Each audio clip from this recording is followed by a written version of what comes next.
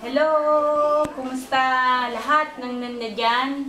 Una-una kay Awel at saka kay Mayet.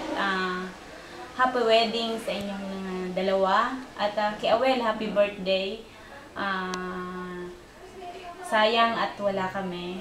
Wala na naman kami. Si Ed, yung kinasal si Eden at ngayon si Awel na naman. Di bali na, we are in this, ang aming mga espiritu ay nandiyan, nakikisaya.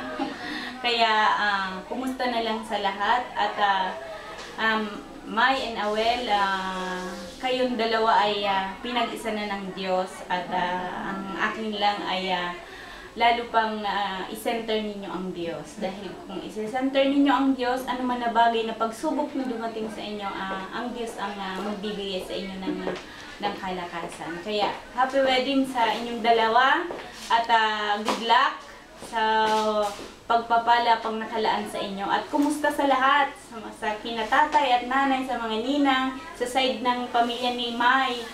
Kumusta po at hindi pa man po kayo nakita in personal, alam kong dadating nyo na magkikita-kita tayo. Sa aking din pamilya, hello sa aking asawa at dalawang anak dyan, hello sa inyo, kinananay at tatay, hello sa inyo lahat dyan na nagdumalo, mga bisita, mga pinsan ko at mga tita at tito, kumusta kayong lahat at sa inyong dalawa.